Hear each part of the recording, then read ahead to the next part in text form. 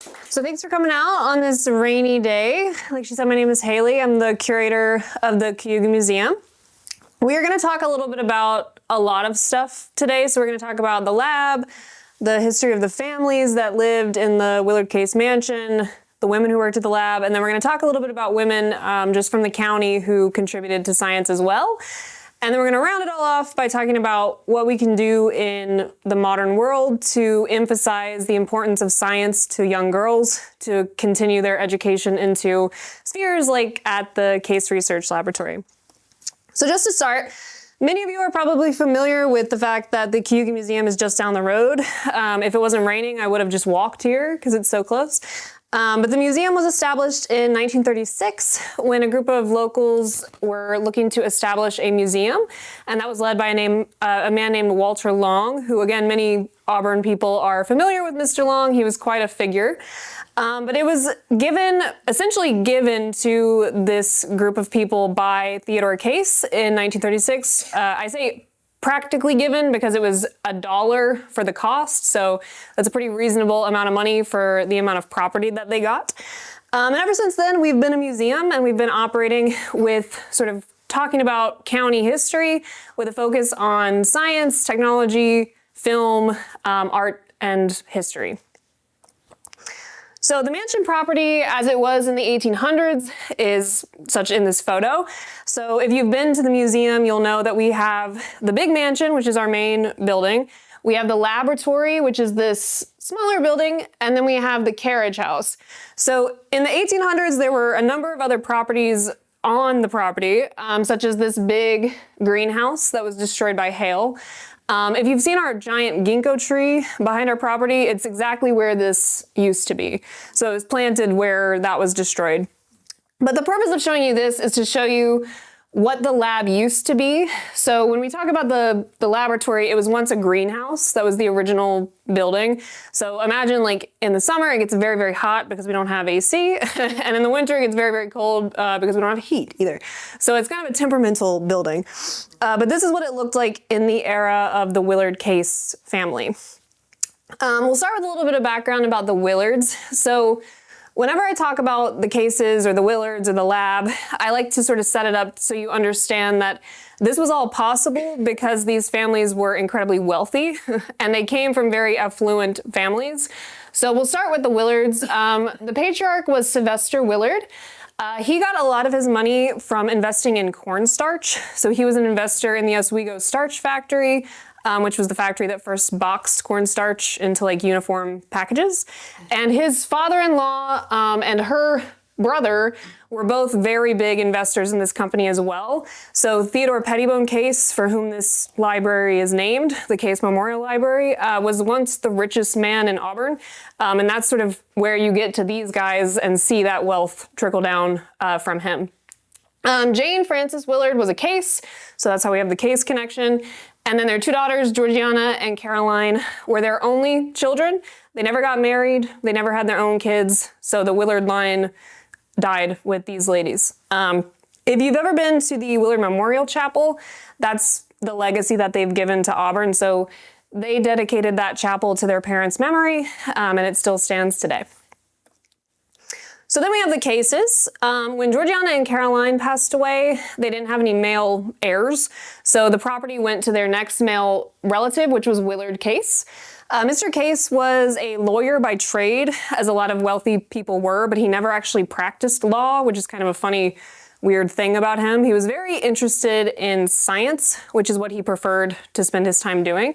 So he was very sort of into electricity specifically. So if you guys are familiar with Kosciuszko, which is in Moravia, he built the first hydroelectric engine that powered Kosciuszko. So that was something that he did early on in his sort of experiment phase of life. He married Ava Caldwell, who then became a Case, and they went on to have two children, Theodore Case and Dorothy Case. I like to point out Dorothy because she's a bit of a mystery in the Case family. There are no photos of her. There's barely any information about her, and we don't really know much about her personal life at all. She married a man with the last name Whitehouse, so she was Dorothy Case Whitehouse, but that's pretty much literally all we know. We know that from Ted Case's laboratory notebooks that she did assist with some of his experiments, or was at least attended some of his experiments, but he never really wrote in depth about her involvement, so she's a little bit of a mystery. But our primary focus for the laboratory is really Ted and his father, who both established the laboratory together in 1916. So this is a laboratory as it was in 1920. It looks very much the same today, only we've added some railing and ramps and things that make it a little bit more accessible. But like I said, it was established in 1916 by Ted and his father. And when they first opened, they hired a number of scientists to assist them. So this included chemists, electricians, stenographers, laboratorians, which is just a fancy word for assistant, essentially, and all sorts of things. And the majority of these people were men, but a large number of them were also women. So there were about 11 women that we know of that worked at the laboratory between 1916 and 1920. So that's a pretty big chunk of their workforce during that time, almost half. So that era of the Case lab was primarily run by women, really. But we will focus for just one second on the men who ran the lab. So here we have Ted. His right-hand man, so I call him, is this man. His name is Earl Sponable. And Mr. Sponable is well known in the world of film because he went on to work for 20th Century Fox until the 60s. And he won an Academy Award in the 50s for developing CinemaScope. So he did a lot outside of just what the lab did. And I kind of refer to him as like the Hollywood man when I talk about him because he was very involved in like New York studios and moving the studios from New York to California. So a lot about him in that regard. These other guys, this is Pennington Sefton. His father was a doctor who was like a close family friend, and he helped the lab as a manager. This guy is Blinn Cushman. He was a chemist. And this is Charles Steele. He was also a chemist. So these 5 guys and a couple more kind of made up the core sort of head decision makers of the laboratory. But as I said before, it wasn't just men. And the inventions that they were working on in those early days, excuse me, primarily related to photoelectric research. And that's really just a fancy way of saying light, sound, energy connections kind of thing. So what they were trying to make in those early days were devices called photoelectric cells, which can be used in research in a variety of ways. So think, for example, if you have one of these devices, you might put it in a field to see where the best light is to plant crops. So you could use it in agriculture. You could use it in testing dyes. So something that they did was put it up to like where a fabric that was dyed was, and they would see how much light it took to fade the dye so that they could adjust to make it a little bit less or more or whatever they needed to do. So that was the primary research, just basically making these little light bulbs was the first thing that they did. Through this work, they were able to create something called an infrared signal, which we'll talk about more in depth in a moment, and an AEO light, which is the small component that really made sound on film possible. Sound on film is a little bit out of the scope of what we're going to talk about today. So if you're particularly interested in that, I'm happy to answer questions afterwards, or you can always come take a tour and learn probably way too much about sound on film. But the AEO light then led to the creation of the Movietone sound on film system, which was the Fox Case system, eventually the 20th Century Fox system. So this is sort of the primary things that they were making, the big things, I would say. And here are some images of those items. So the thalified cell is one of those photoelectric devices. That is the device that allowed them to do infrared signaling because it actually can detect infrared light, so invisible light. This is that AEO light. So again, just a tiny, unassuming little light bulb is what made sound on film possible. And then this is the camera that this was inside of. So this is, again, just the legacy, kind of the journey through the lab's inventions. So now we'll get to the women that worked there. So I mentioned a lot of women worked there. but almost all of them were assistants. So none of them were chemists, none of them were electricians. They were all deemed laboratorians, except for one lady who was a stenographer, which is a fancy word for like a typist. But there are a couple exceptions in the history of the Case Lab's women. So there were two ladies named Alice Gertrude Eldred Case, who you can see here, and another lady named Margaret Tryon, who were trained as glass blowers. So they were doing more unique things in the lab. They were making some of those bulbs that we saw just before, and different things that they might need, like test tubes or beakers or whatever. So they were trained in this. Interestingly, Gertrude here in the photo, she joined the lab in 1917. So she was straight out of high school. She went to Auburn High School. And she must have really hit it off with Ted Case because they got married in 1918. So she started working there in 1917, got married in 1918, and the two of them went on to have 4 children together. We'll talk a little bit more about what that meant for women in a little bit, but just so you know, this is Ted Case's wife. Here you can see an example from the laboratory notebooks. So we have tons of these, thousands of pages of information that Ted Case left us. And so we've really had to glean information out of them as carefully as we can. So when I was doing research a couple years ago on the laboratory to make a new tour, I discovered all of the information about the women who were working on different things. So here you can see they took notes about Miss Tryon and Miss Eldred working on tube work and working on blowing glass. And this is one of the big ways that we know anything that they were doing. Really, they only talk about these two women. There's only one other woman that they ever really mention by name, and again, it's the stenographer. And she had a bit of an issue with like a workers' compensation thing, so I think that's why they write about her specifically. But you can see they were kind of focusing on this work that they were doing because it was more unique than what the other women were doing at the time. These are some of the other women. So that's Margaret Tryon, who we just talked about. You'll start to see last names that all look the same. So Margaret Tryon Eldred, Gertrude Eldred Case, Rosamond Eldred, Beatrice Eldred. These were all relatives of one another. So Margaret married into Gertrude's family. She married one of her brothers, so they were sister-in-laws. Rosamond was her cousin, was Gertrude's cousin, and Beatrice was her sister. So in a lot of ways, this was like a family affair. Like they were bringing in members of their family, and they were all working together on this stuff. But there were women who worked there and men who were not related. So the only other person we have an image of is Laura Carpenter. And we were just very lucky to have a yearbook that had her picture in it because she graduated the same year as Gertrude did. We knew Frances Whalen, Joan Cheeseman, Nancy Hunt, Bernadine Schneider, and May Gleason. So these are all the women who worked at the lab. Bernadine is the stenographer. She's the longest employee that was a woman. So she worked there from probably like 1917 until 1930. So she was there for a long time. And then May Gleason is the only other woman who's mentioned one time in the lab notebooks. And she's mentioned because, well, I'll get to that in a minute, but she's the only other woman that's mentioned by name. So during World War I, we know that we were working on this infrared signal for the Navy. So Case was contracted with the United States military to create a communication system that would work from ship to ship, and that was impossible to intercept. So what they created was this infrared signaling system that you would actually have one on each ship, and you would be able to send infrared Morse code messages from ship to ship. And the reason that this is so important to the history of women is that this is the only device that we know the women really worked on, and that they worked on it a lot. And partly we know that because of these documents that I have here. So essentially, if you know what an NDA is, this is an NDA, so a non-disclosure agreement.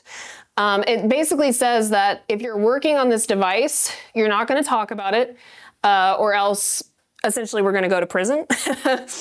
So Case made people sign these because he was actually sent basically a cease and desist from the government that said, you can't talk about what you're doing because it's top secret military information. And he said, oh yes, okay, I won't.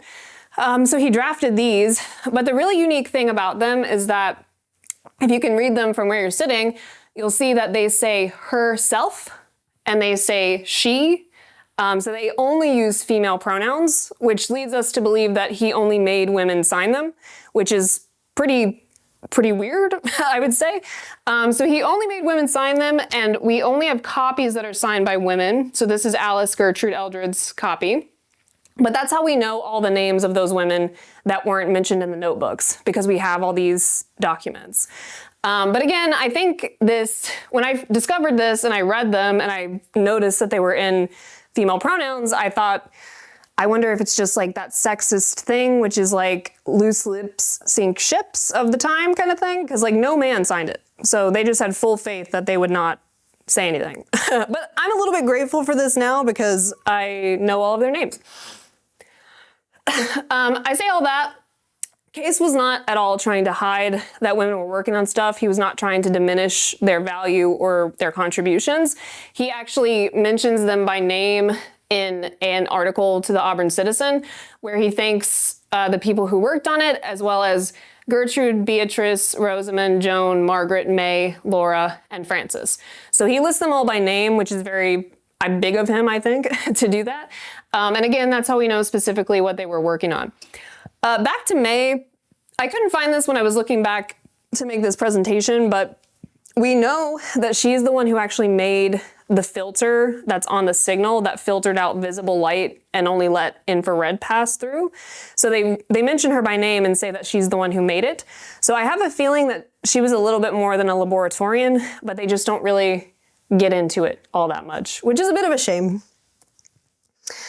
And then we kind of have to talk about what happened to the women later in their lives. So a lot of women in the 19th and 20th centuries were just wives and mothers. That was their role. That was the expectation. So for these women who were working, once they got married, they kind of fell back into that traditional role. So Gertrude, when she was married and had her first baby, she stopped working in the lab. So she was still part of the family and like very much involved in what was going on, but she was no longer an employee in the whatever you call it, where you find if people are employees. I can't think of the word. But a lot of the women in the 1920s, starting in 1920, got married, left the case lab, and that was kind of the end of their story. And through my research, trying to find more about them, it's extremely difficult to find more about them, because once they got married, they were listed in the directories, and that's the word, directories, under their husband's name. So they kind of disappeared from history, so to speak. Like I mentioned before, only one woman remained in the lab throughout the 20s, and that was Bernadine Schneider. She signed off on a lot of patents that Case did. So she was a patent witness a lot. Again, that weird workers' comp thing, which I found like just kind of funny. I don't know. She's mentioned a lot in the notebooks. So she was a big part of what they were doing throughout the sort of movie tone Fox Case era as well. And then we're going to talk just a little bit about the Case women. So the family is very interesting. I mentioned Gertrude obviously was a very unique woman for working at the lab, but she went on to do a lot of stuff outside of science and outside of Auburn that kind of changed her life.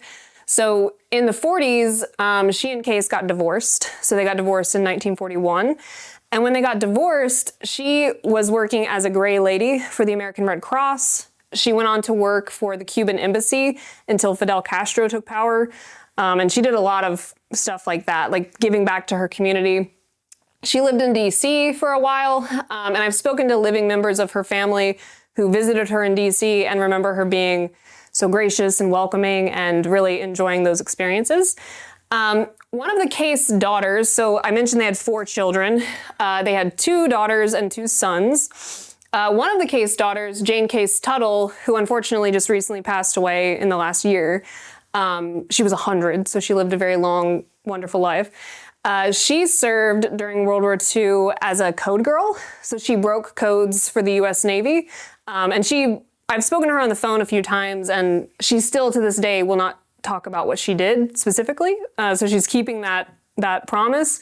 But she will talk about how she loved her experience and really wishes she could have done it more as well. Unfortunately, when she was in the military during World War II, Ted Case died, so that was in 1944. So she also remembers coming back to Auburn for the funeral and then having to finish out the war after her father's death. So a lot of kind of trauma there. A part of it that I didn't include her photo, but Ted's mom, we learned a lot about her recently that was kind of interesting that we're still working on piecing together. But essentially, for the majority of her life, when she was living with Ted and their family, she was actually institutionalized. And that's something that's not spoken about. They don't talk about it. It's not something that was common knowledge. So we're working to piece together what was going on in that story as well. So lots of interesting things going on in the Case family. So more broadly, women in science in the 19th and 20th centuries, we'll talk about this just a little bit. Women seeking careers in science were often facing intense discrimination and a lot of restrictions. So it wasn't even until 1837 that women were allowed to attend college at all. And they were not able to attend coeducational colleges for even longer after that. So the first woman who actually graduated medical school was a woman named Elizabeth Blackwell, and that was in 1848. And yeah, you're all about it. And she went to the Boston Female Medical College in 1848. So this kind of discrimination was long lasting. Up until 1910, there were very segregated colleges. So in 1910, only about 58% of colleges were coeducational. So even by, Case's time, Gertrude's time, they were very much separated. I have a picture of Marie Curie here because I want to touch on the fact that women have not always received recognition and honor. Obviously today, Marie Curie is a very well-known scientist. She's a Nobel Prize winner, a twice-time Nobel Prize winner. And for a long time during her life, she was kind of seen as like her husband's assistant. So a lot of her work was given the credit to her husband, which they very much worked together. So it wasn't like he wasn't doing anything and she wasn't doing anything, but she received a lot less credit for a long time. And this was a very common thing, so much so that this phenomenon has a name, which is called the Matilda effect. Which is a phenomenon where people perceive men as more competent in science because they fit the image of a typical scientist. And this term was coined by a woman named Margaret Rossiter, who's a professor at Cornell. And it's named after somebody who you might be familiar with, which is Matilda Joslyn Gage, who's a very famous American women's suffragist. And the reason it's named after her is because she wrote extensively on women in inventions or in innovation and in science in a booklet called Women as Inventor. So she was the first woman that really put together a list of women who were working comprehensively in science and tech in the late 1800s. So kind of a fun thing. And I really like the quote that Margaret Rossiter has here, which is, "As scientists, they were atypical women, but as women, they were unusual scientists." So a lot of women during this time period didn't really fit into the traditional spheres of womanhood, but they also didn't fit into the traditional spheres of science. So they were kind of outcasts from everywhere they went. Excuse me. I also really like this quote, which is that women's access to science was exclusionary, but even still, women have always contributed to scientific endeavors. So despite the fact that we're talking about the exclusion of women, or the fact that the women at the lab were assistants, not chemists or whatever, it doesn't really matter because we know that these women contributed and we know that their contributions are what made a lot of big scientific things possible, such as at the lab with our women. So we don't like to talk about them not existing. Here in Cayuga County, some names that you might have heard if you're really into history. We have some women who have contributed to other fields of science, specifically medical science. So the four that we're going to touch on briefly are Amanda Sanford Hickey, Anna Hutchinson Searing, Eliza Mosher, and Elizabeth Haight Garrow. Does anybody, like, those names ring a bell for anybody? Some people? A little bit of familiarity? You hear that one? Yeah.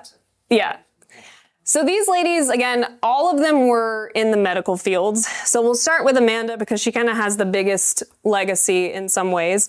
So she was born in Rhode Island, but she moved to Scipioville, so that's where she lived. And as a young girl, she was very interested in science and pursuing medical science specifically. She was going to college, excuse me, in the era where these coeducational colleges existed and you couldn't really compete with men for spots at top medical colleges. So she went to, excuse me so much, I have something in my throat, the University of Michigan for her medical degree, and she wrote her thesis on eclampsia. So she was very interested in women's obstetrics. That was her focus. And when she moved to Auburn and set up a practice, she also started working at the Auburn City Hospital. She actually helped found it. And when she founded it, they made sure to put in a specific wing for women and women's obstetrics to help better the sort of expectations of maternal health, the likelihood that babies would survive, and things like that. So she really had a focus on ensuring the success of obstetrics in Auburn. Interestingly, she was also the first physician in Cayuga County to perform a tracheotomy. Oh, thank you. Which saved the life of a 6-year-old child. So she did that. And a tracheotomy is a very brutal procedure even today. So the fact that she was able to do it and save this child in the mid 1800s is pretty phenomenal. Because again, it's an extremely brutal thing to do. And then we'll talk about Anna Hutchinson Searing. She was another woman who was very interested in medicine. She also taught with Emily Howland at one of the minor schools. So she had connections to suffrage, medicine, all sorts of things. She also received her degree at the Medical College of Pennsylvania, and she worked particularly on indigestion. So kind of a weird thing to get into, but she was into it. Important. Important, yes. Assumption. Yes. The next person who you might be more familiar with is Eliza Mosher.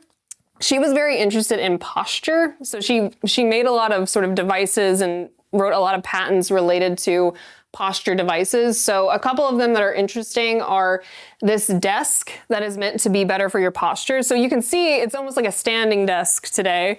So you would stand instead of sit, so you would be able to stand more properly. This is actually a bike seat. So this was to make your posture better on your bike. And then there's also the kind of most famous one that I should have included is a corset that helps women's posture to be more upright. In the museum, we have the patents, the original patents for that. So you can see sort of her ideas and things. She's from Ledyard, so she's from the county. And there's a really funny quote that I have here, which is that when she first applied to medical school, she applied to a school that didn't allow women in.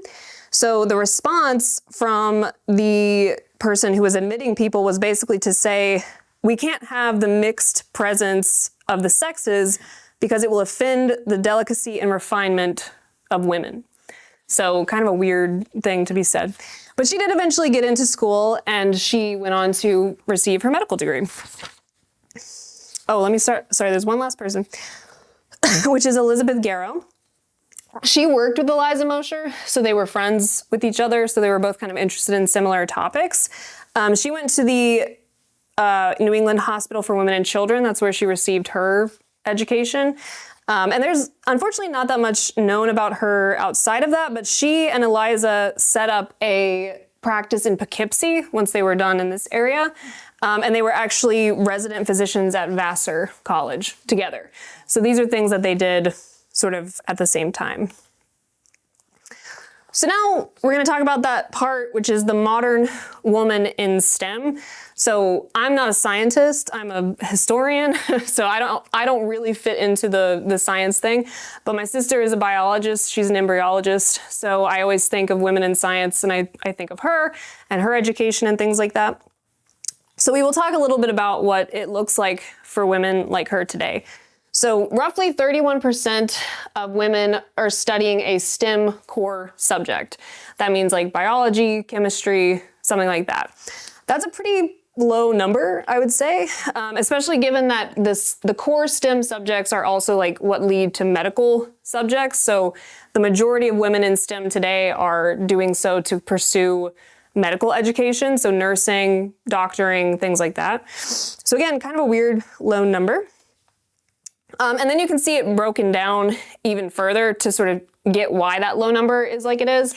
So in the physical sciences, only 44% are women in college, only 37 are in math, 23 in computer science, and 21 in engineering. So even though we've made a lot of good progress and made strides to make it more easy for women to be in these fields of science, you can see that there are ones that are still quite exclusionary. And that's for a lot of reasons. I think that women, or young girls, I should say, are not as encouraged to pursue those fields as men might be, especially obviously computer science and technology and engineering. My best friend is a computer scientist. That was her degree. And every single class she had, she was the only girl. So it was very uphill for her. And I took a couple of those classes with her, and I can definitely say why there aren't more women, and it's because you don't feel comfortable and you don't feel welcome in those spaces, or at least I didn't. So this is sort of the experience of that. Math as well. I think we've all heard the rumor or the stereotype that women can't do math. You learn that as a young girl and you take that to your adulthood and you think, I'll never be able to do math. So that sort of shows that statistic there. This is again over the years to kind of show trends and changes. So graduating in core STEM subjects from 2016 to 22, there was an increase, but it's very slight. So 21% to 26%. And then when you break it down into science professionals, so people who have graduated and entered the workforce, again, you see slight trends in increase from 41 to 44. But again, there's still quite a divide in those things. Interestingly to note, when I was doing research for this as well, 2020, obviously a weird year for everybody, actually had more women in STEM than ever before. I think women were encouraged or kind of fired up about this trying to get rid of COVID thing. So more women were interested in pursuing scientific careers, but then it dropped back down to below 45% after that. So what does this mean for modern women or modern girls? I think that the big takeaway when you think about women in science and you look at the histories of women in science is that the only way to change the story is to encourage the next generation to be more involved in something. So when I was growing up, I was born in 1994. So my education was mostly in the early 2000s. I never was encouraged to pursue anything other than playing my flute in the band. Like that was the only thing I was told to do. But my brother was inspired to be a chemist. He's doing his PhD in chemistry, and he's a very good mathematician. So we were of the same family, of the same background, and yet encouraged to do vastly different things because I grew up in a very patriarchal household. I think if we teach young girls about STEM and provide opportunities for hands-on learning at a young age, that they'll be just as good at it as the boys. And if we challenge stereotypes and encourage girls to pursue math, science, and technology, we can overcome this divide in the sciences, which is very important to me particularly. So thanks for joining me. That was a lot.